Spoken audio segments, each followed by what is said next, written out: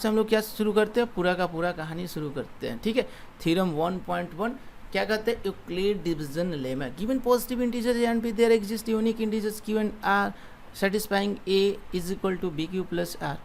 अब यहाँ पर बच्चों यूक्लिड डिवीजन लेमा का प्रयोग कर रहा है। ठीक है, यूक्लिड डिवीजन लेमा के बारे में हम बात करें। यूक्लिड डिवीजन लेमा का मतलब गिवन पॉजिटिव इंटीजर्स ए और बी, दो पॉजिटिव इंटीजर्स आपके पास दे रखा है ए एंड बी। अब कहता है कि अगर दो positive integers a and b दिया हुआ है तो क्यू एंड आर दो अनदर यूनिक इंटीजर्स आपको मिलने गया, और उसके साथ साथ ये जो है इस चीज़ को सेटिस्फाइड करेगा। किस चीज़ को सेटिस्फाइड करेगा बच्चों, A is equal to B Q plus R को सेटिस्फाइड करेगा। इसके साथ साथ आर की वैल्यू 0 के बराबर, 0 से बड़ा या बी से छोटा होना चाहिए। तो कैसे इसको प्रूव करेंगे बच्चों, तो कुछ नहीं करना है। लेट मान लीजिए, एज्यूम कर लीजिए, मान लीजिए कि ए का मान 16 है, बी का मान 5 है।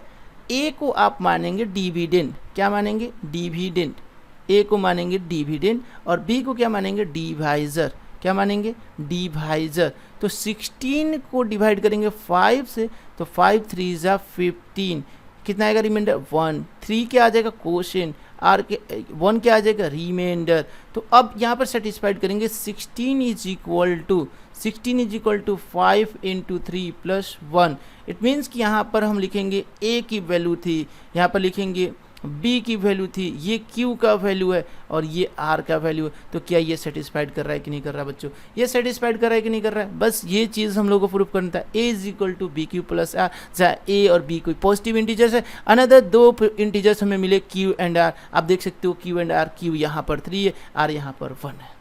अब यहाँ पर एक और लिमिटेशन है, आर की वैल्यू 0 के बराबर, 0 से बड़ा या फिर बी से छोटा होना चाहिए। तो आर की वैल्यू एज पॉसिबल क्या हो सकता है बच्चों, ये पहले देख लो।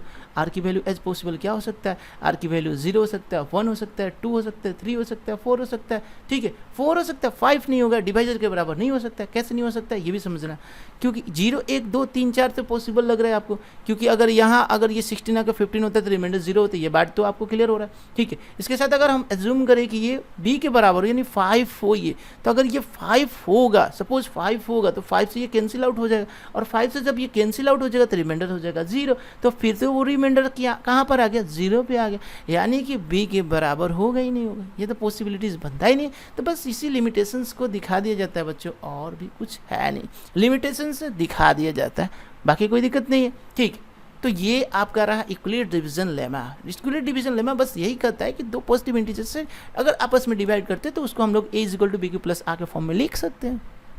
कोई दो पॉजिटिव नंबर से दो इंटीजर्स है तो उन दोनों को आपस में डिवीजन करते हैं, दैट मीन्स उसके बाद हम उसको A is equal to B Q plus R के फॉर्म में लिख सकते हैं। बस ये बात डिवीजन लेमा कह रहा है, यूक्लिड डिवीजन लेमा यही बात कह रहा है। ठीक है, तो अब यहाँ पर इसका फॉर्मूला यही होता है कि डिविडेंड इज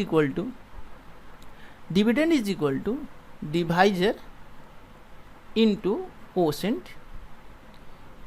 कोशेंट प्लस का रिमाइंडर। बस इतना सा तो चीज़ है, कोई दिक्कत तो है नहीं।